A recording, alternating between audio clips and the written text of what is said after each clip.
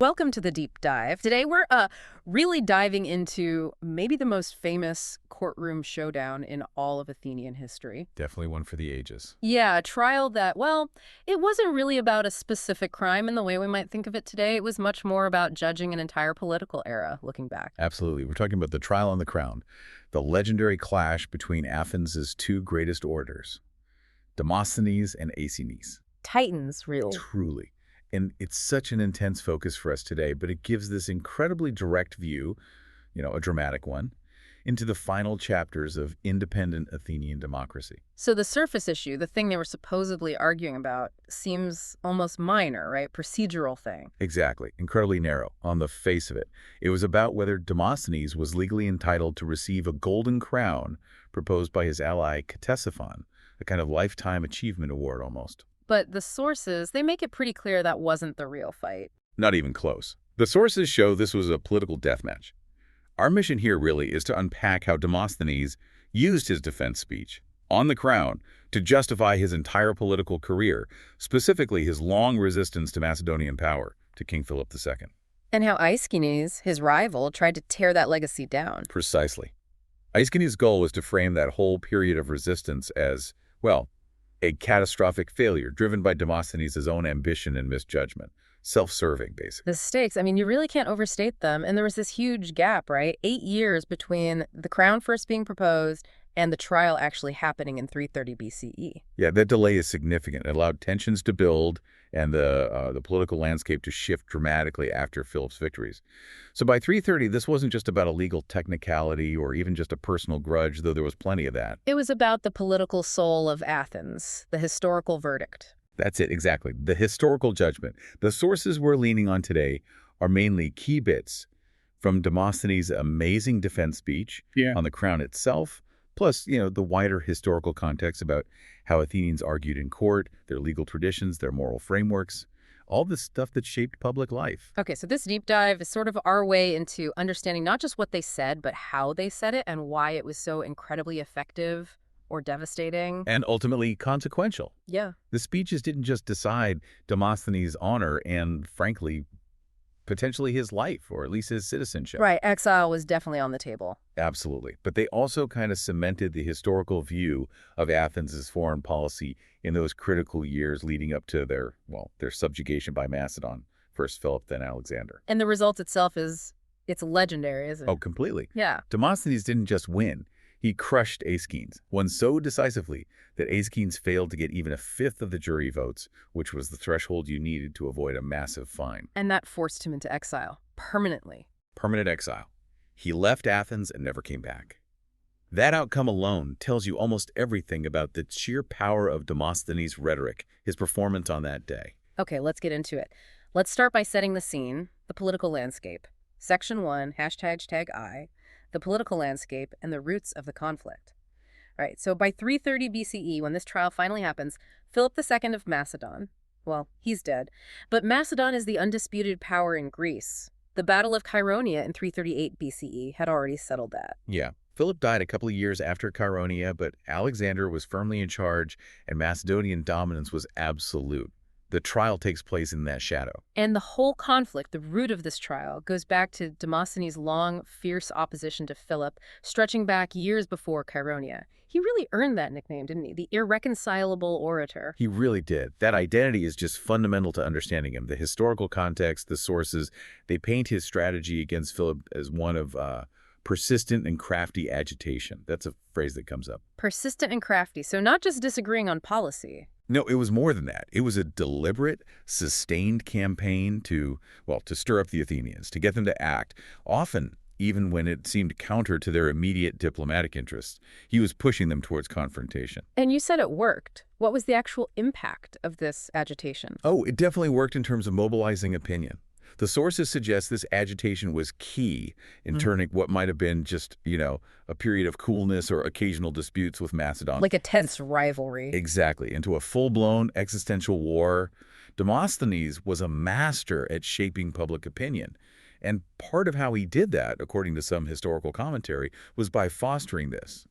Well, the term used is an unreasoning hatred of King Philip. Wow, unreasoning hatred. That's quite a charge against the guy often seen as the champion of Athenian liberty. It is provocative, isn't it? And it suggests that maybe the policy he advocated wasn't always based on a cold, hard look at the geopolitical realities.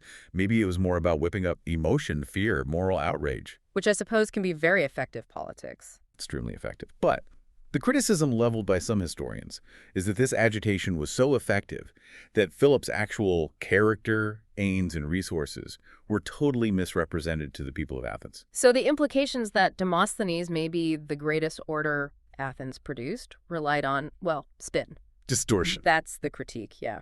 That he used emotional fervor and perhaps some strategic misrepresentation to push Athens away from potentially more measured diplomacy that just might have preserved their political survival for longer and towards this inevitable disastrous war. That's a really crucial point for us listening now.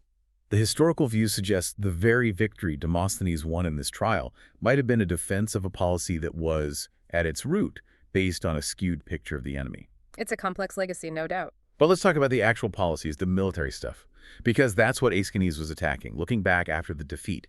What specific actions were effectively on trial here? Well, Demosthenes' whole career was marked by these constant efforts to build alliances against Philip, to raise funds, to push for military action. The speeches, both prosecution and defense, are full of references to specific, often costly, interventions. Like where? Cities like Olynthus, trying to save it from Philip, Pherai, Potidaea, places where Demosthenes had urged Athens to get involved, send troops, send money.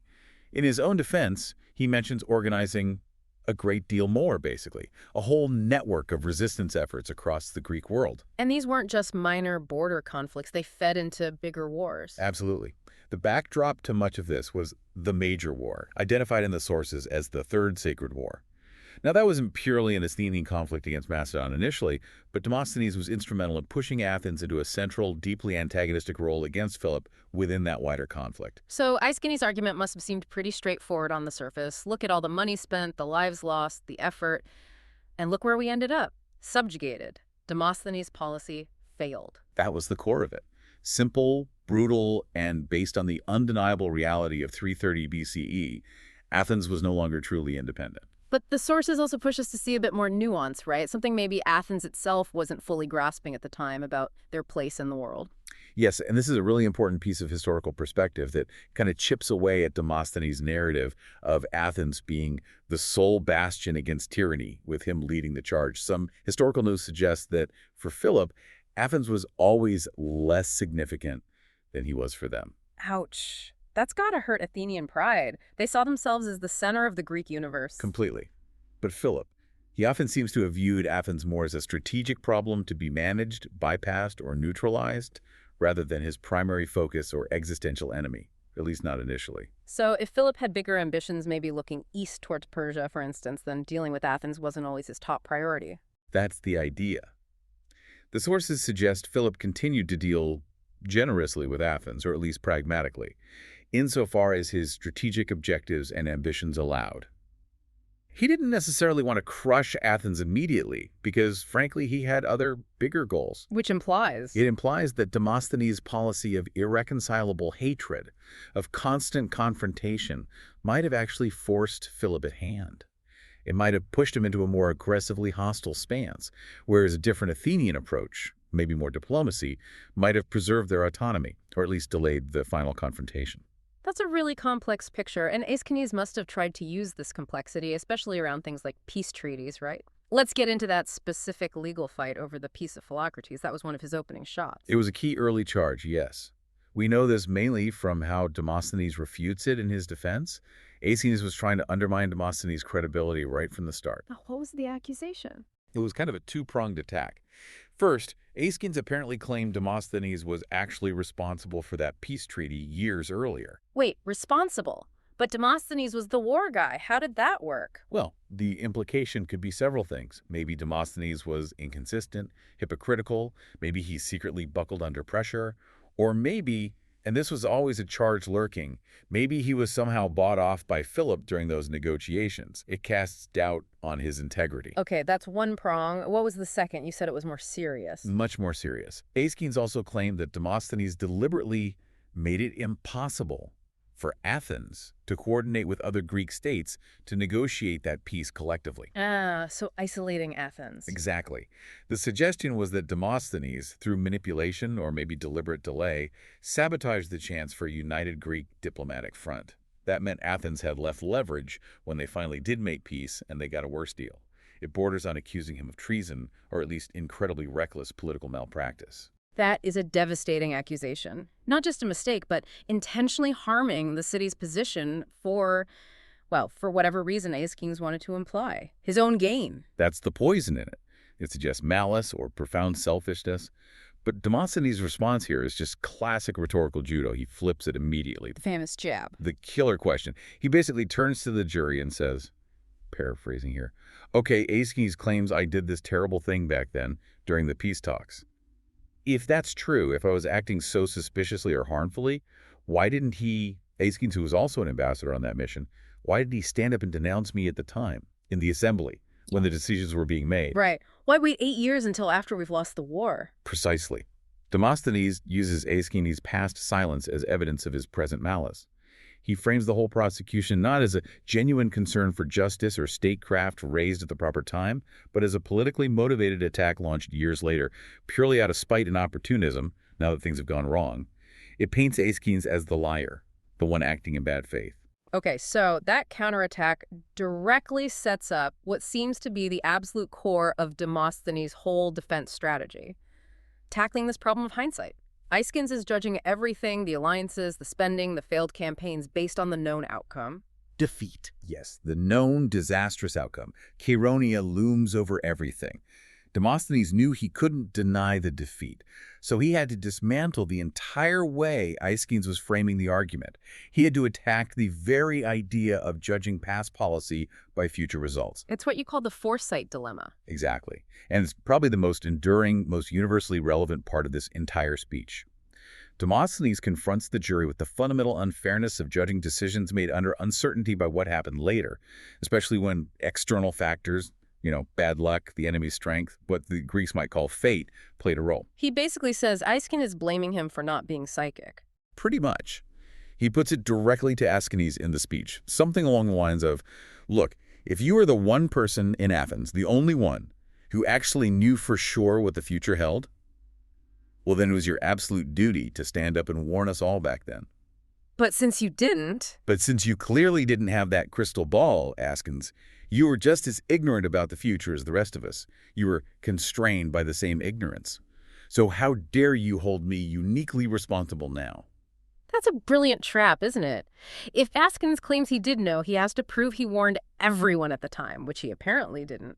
If he admits he didn't know, then his whole argument based on the bad outcome collapses. It's incredibly effective. He drives it home by asking why Aeschines is holding against me something I might just as well accuse you of.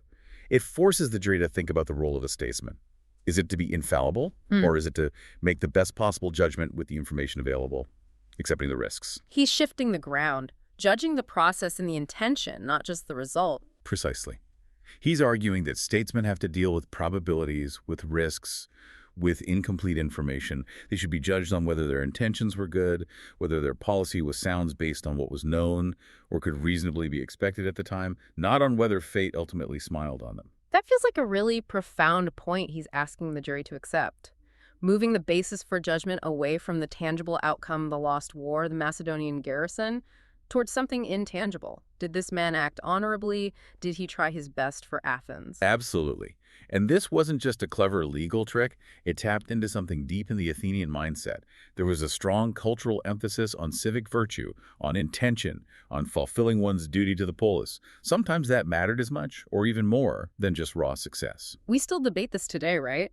When something goes wrong, a crisis response or whatever, we ask, did they make the best call they could with what they knew, even if it turned out badly? Exactly. That's the argument Demosthenes is making thousands of years ago with his life and reputation on the line. Did I act in good faith for the city's benefit? So, okay, he dismantles the hindsight argument, but then he needs to offer something constructive, right? A positive case for himself. How does he build that? He sets up this kind of framework for judging a statesman fairly, his hypothetical test. Yes, he realizes he can't just be negative or defensive. He needs to give the jury a clear, logical way to evaluate his career. So he proposes this sort of three-part test. And he insists, crucially, that a fair judgment has to be based on facts alone. Not just rhetoric. Right, not on false analogies or, as he accuses Aeschines, just slick words and mimicry. He wants them to look at the substance. Okay, so what's the first part of his test? First, he says, you need to compare Athens' resources, military, financial, diplomatic, at the start of my active political life with the resources the city had later accumulated under my direction. So basically, did I make Athens stronger or weaker during my time in charge? A balance sheet approach? Kind of, yeah. Yeah. Did I build up our strength, our alliances, our readiness? It's a direct challenge to Aeschines to counter with actual evidence, not just point to the final defeat at Chaeronea. Makes sense. What's the second part? It shifts focus, right? Away from Athens itself. It does. He says any fair judgment must also account for the situation in the enemy camp, meaning Macedon. You can't evaluate Athenian policy in a bubble. You'd have to consider the opponent. Exactly. How strong was Philip? What were his resources, his ambitions? Demosthenes is subtly arguing here that Philip was becoming this overwhelming force anyway, regardless of who was leading Athens' policy. It wasn't just about Athenian choices, it was about the massive power they were up against. He's trying to contextualize the struggle. Okay, so compare Athens' strength gain-loss. Consider the strength of Macedon. What's the conclusion he draws from this framework? He makes it very stark, forcing a clear choice on the jury. He says, essentially, if, using this framework, you find Athens was strengthened under my guidance, then I should not be condemned or misrepresented. But if you find Athens was weakened, then fine, I am the guilty party. Wow, that's bold. He's basically saying, judge me by this standard and I'll accept the verdict. It's incredibly clever politics and rhetoric. He's setting the terms of judgment himself, framing his career in a way that highlights his consistent effort, his patriotism over decades, rather than letting Aeschines define him solely by the final military loss. He's asking the jury to see the commitment itself as a form of success, even if the ultimate goal wasn't achieved. And this flows right into his more emotional appeal, doesn't it? The claim to moral superiority, the price of patriotism. Yes, he shifts from the logical framework to the heart. This is maybe the most moving part of the speech.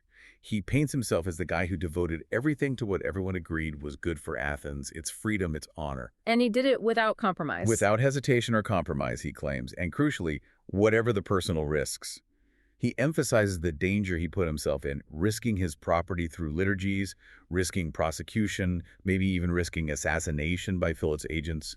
He's the selfless servant of the state. Which, of course, sets up the perfect contrast with how he wants the jury to see Aeschines. The contrast couldn't be clearer. He frames himself as the patriot taking all the risks, while painting Aeschines as, well, worse than just an opponent. He accuses Aeschines of acting like the worst and most malign enemy of Athens itself. Not just disagreeing, but actively hostile. Yes. He implies Aeschines didn't just make mistakes or have different opinions. He actively worked against Athens' interests, possibly for personal gain. Demosthenes suggests Aeschines almost rejoiced in the city's misfortunes. And then comes that absolutely killer line. Oh, it's brutal. A man who used the misfortunes of the Greeks as stepping stones to personal glory deserves death. He shouldn't be accusing someone else. He's saying Aeschines basically profited from defeat and disaster. What was the implication there? Was it about taking bribes? That was definitely the implication. The underlying suggestion was that Aeschines had been cozy with, or perhaps even directly paid by, the Macedonians, that he benefited personally, financially, or politically from policies that harmed Athens and helped Philip. So Demosthenes turns Aeschines from a political rival into a potential traitor. Absolutely. A collaborator who deserves not just to lose a court case, but to face the ultimate penalty. It forces the jury into this stark moral choice. Who do you believe? The patriot who risked everything, even in failure, or the alleged collaborator who profited from that failure? #3, the battle of character and rhetorical venom. So once Demosthenes laid out his defense on policy and principle, it seems the trial just inevitably plunged into really vicious personal attacks, which feels very Athenian from what we know. Oh, completely. You couldn't really separate the policy from the person in their system. Ethos, your perceived character, your reputation, was absolutely central to winning any case, especially a high-stakes political one like this. So Demosthenes didn't just refute Aeschines' arguments. He went after Aeschines himself, his background, his motives, even his speaking style. Right. He mocks Aeschines' rhetoric. Yeah, he tries to diminish Aeschines' whole approach. He dismisses Aeschines' arguments as nothing more than false analogies and imitation of my words and gestures. He's basically saying, this guy has no substance, so he just copies me badly and nitpicks. And that leads to that incredibly sarcastic line. Yeah, the one where he basically scoffs. Of course, the fate of Greece hinges on whether I use this word or that, or move my hand one way or the other. It's brilliant because it makes Aeschines look petty, right? Focusing on trivial details while Demosthenes was supposedly dealing with matters of state survival. Exactly. It trivializes the prosecution's case. It implies Aeschines is obsessed with performance, with the superficials of rhetoric, because he lacks a real argument about policy or character. It's a way of using the Athenian focus on style against his opponent. Let's dig into the language they used here, the moral vocabulary. Because it wasn't just name-calling, was it? These terms had real weight in Athenian society, defining who was a good citizen versus a bad one. You're absolutely right. These weren't just casual insults. Athenian political and legal language was full of these loaded moral terms, often used as polar opposites, as antonyms, to categorize people. Getting the label right, making it stick to your opponent, was crucial. Like what kind of terms? Well, the sources point to distinctions like belitos, which isn't easy to translate, but means something like best, excellent, superlatively good in character and conduct. The ideal citizen, basically. Okay. And the opposite? The opposite could be terms like kakos, or maybe more pointedly here, poneros. These mean bad, vicious, base, worthless, good for nothing. They imply inherent moral failing. So if Demosthenes could successfully paint Aeschines as poneros, it wasn't just an insult. It was like saying he was fundamentally unfit for public life, untrustworthy. Exactly. It went to the core of his civic standing. It suggested he lacked the basic moral fiber required to participate meaningfully or honestly in the democracy. So when Demosthenes positions himself as the better citizen, he's deploying this formal moral code. How did he apply that specifically in the speech? What virtues did he claim for himself, and what vices did he pin on Aeschines? Demosthenes highlights his own philanthropia, which is often translated as love of humanity. But in a civic context like this, it really means generosity, public-spiritedness, commitment to the common good. Like funding public works. Precisely. And also his androgathia, another complex term meaning something like manliness, courage, excellence, particularly in civic or military action, virtue in action. And Aeschines? Aeschines gets tagged with the opposite, kakia, meaning baseness, wickedness, cowardice, or unworthiness. Demosthenes links this alleged kakia to all sorts of things. Aeschines' supposedly humble origins, his mother's alleged profession, his early career as a not very successful actor. Wow, he really went there, bringing up his mom. Oh, absolutely. Athenian rhetoric could be incredibly brutal and personal. Demosthenes used these biographical details, true or not, to construct an image of Aeschines as someone inherently lacking the moral standing, the proper background, the ethos, to be a credible leader or even a credible accuser. Which really underscores this point about Athenian justice relying so heavily on reputation, right? How much was about proving facts versus just destroying the opponent's character? A huge amount rested on character and reputation. We even know from Aeschines himself, ironically in one of his own famous speeches against Timarchus, that he explicitly argued that juries should base their verdicts on a man's general reputation and a way of life. So it was an accepted legal strategy. If you can show the guy's a bad person generally, he's probably lying or acting badly in this specific instance too. That was definitely part of the thinking. The system assumed a certain consistency of character.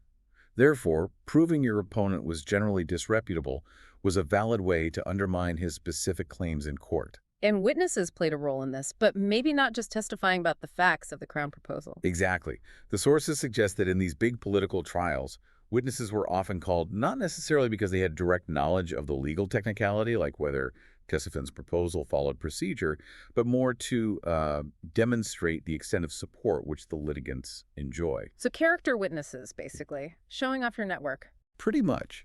They testified to the litigant's standing, their character, their reputation within the community.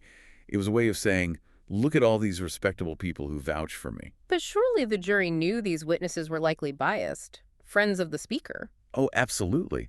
The source material even acknowledges that testimony from partisan friends was naturally viewed with some skepticism. Juries weren't naive. So what was the point then? It seems the witnesses served a broader function. They helped to locate the speaker in their context of friends and family. It showed the jury the quality of the person's social network, their alliances. Good company implied good character to some extent. It was all part of building that picture of ethos, that sense of trustworthiness, which was ultimately what could sway a jury, maybe even more than the strict legal points. Yeah. The jury had to be really skilled readers of social cues and character, hashtag tag forfait, the legal and political implications. Okay, so thinking about the intensity here, the personal venom, the career-ending stakes, exile, or massive fines looming, calling it just a trial feels a bit clinical. It sounds more like the climax of a long, bitter political feud. I think this is a very accurate way to put it. It definitely had elements of a protracted feud reaching its public resolution.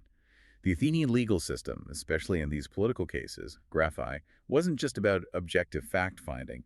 It provided a recognized, legitimate stage for these conflicts. A way to settle scores publicly. Yes.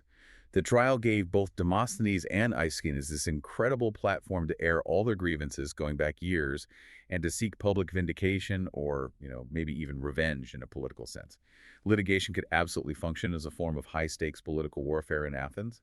Winning meant destroying your opponent's career and credibility, maybe driving him out of the city entirely. And the specific legal mechanism Aeschines used, it allowed him to bring this case years after the actual event, right? That seems key to making it a career retrospective. That's absolutely crucial. Aeschines wasn't just bringing a standard prosecution. He used a specific legal procedure called a graph paranomen, basically an indictment for proposing an illegal decree. He argued Sectaphon's proposal to crown Demosthenes back in 3380-3337 BCE was illegal on technical grounds. What grounds? Primarily, he argued Demosthenes couldn't legally be crowned because he hadn't yet submitted his official accounts for auditing from his time in office, a standard requirement. He also argued the proclamation of the crown couldn't happen in the theater of Dionysus as proposed. These procedural points were the legal hook. But they allowed him to attack the substance Demosthenes' whole record. Exactly.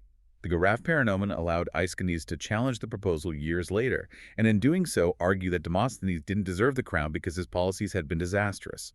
It became the perfect legal vehicle for putting Demosthenes' entire political life on trial, long after the specific events. So the law itself provided the weapon for this political battle fought with hindsight. Precisely. And because the stakes were so incredibly high, if Aeschines had won, Ctesiphon would face a huge fine. And Demosthenes himself, though not technically the defendant, would have been utterly disgraced, almost certainly leading to his prosecution and exile. The audience expected a show. They expected a spectacle. These trials were major public events, held before enormous juries, possibly 501, maybe even more. The courtroom was a theater, and the orators were expected to deliver performances full of drama, emotion, and rhetorical fireworks. You mentioned this connects to Greek tragedy, the themes of fate, deception. Yes, there's a strong parallel drawn on the sources. The theatricality of Athenian justice echoes themes found in their drama. Think about the importance of interpreting signs, uncovering hidden motives, the role of fate versus human agency. These are all over Greek tragedy. Like that riddle from Aeschylus' Oresteia. Exactly, the reference to the dead are killing the living, or vice versa. It captures that sense of confusion, of moral ambiguity, where actions have unforeseen consequences, and discerning the truth is incredibly difficult in high stakes. So what does that parallel tell us about how the jury saw their job? They weren't just deciding facts. No, they were expected to be sophisticated critics, interpreters. They had to read between the lines, judge the speaker's character, detect deception dolos, as the Greeks called it. The reference to Clytemnestra and the Orestia, realizing she's being destroyed by the very deception dolo she used herself. It highlights just how central communication, interpretation, and spotting manipulation were. So the jury had to decide, is Demosthenes telling the truth about his patriotic intentions, or is he using clever rhetoric, dolos, to deceive us? Is Aeschines revealing the truth, or is he the manipulator? That was the core challenge for the jury. They had to penetrate the performance and discern the underlying reality, the speaker's true ethos and intentions. Demosthenes' whole case depended on convincing them he wasn't the trickster. He was the honest statesman betrayed by events beyond his control. And it's fascinating how that loops right back to his main defense against hindsight we talked about in Section 2. It really does. It all comes down to agency, intention, and fate. Demosthenes asked the jury to look past the outcome, Athens' defeat, which felt like the judgment of fate or the gods, and to judge him on his efforts, his intentions, his choices made under pressure. He argued the loss was due to overwhelming Macedonian power and maybe bad luck, not his lack of commitment or foresight. And the verdict itself suggests the jury bought his argument. It certainly seems that way. By acquitting Ctesiphon and effectively validating Demosthenes, they implicitly accepted his framework. They chose not to judge him solely by the disastrous outcome. They seem to agree with his challenge. Prove my policies weaken Athens overall, considering the circumstances. Yes, that central challenge: did my leadership strengthen or weaken the city, given the enemy we faced? Seems to be the question the jury answered in his favor.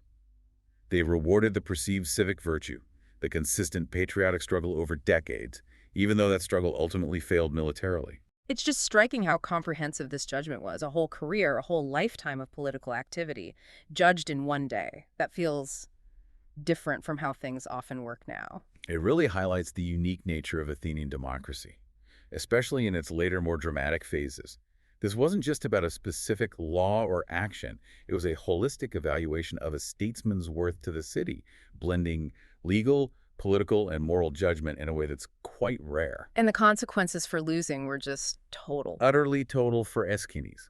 Failing to get that 1/5 of the vote wasn't just embarrassing. It triggered a massive fine he couldn't possibly pay, leading directly to his self-imposed permanent exile. He was politically and socially finished in Athens. Demosthenes didn't just win a case. He definitively won the battle over his legacy, at least in the eyes of his fellow citizens at that moment. #outro.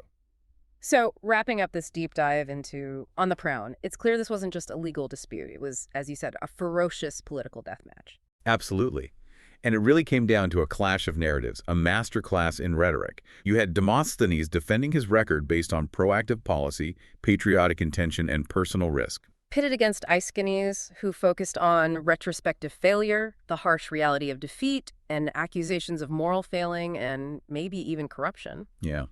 And the key takeaway, I think, for anyone interested in Athens is how utterly inseparable personal character ethos was from political justification.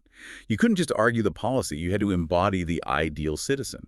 Demosthenes managed that brilliantly, didn't he? He framed himself as the selfless patriot, the one who kept fighting for Athens' honor, and persuaded the jury to value that commitment, that intention, even more than the final military outcome. He effectively redefined success, at least for that day in court. Success became about the nobility of the struggle, the consistency of the effort, not just about winning the war. Which brings us to a final thought, something maybe provocative for our listeners to consider.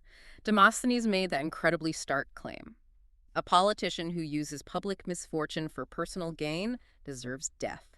That's an extreme level of accountability. It really is. So when you look at our modern political systems, often driven by, short election cycles, opinion polls, the 24/7 news cycle, do we have anything equivalent?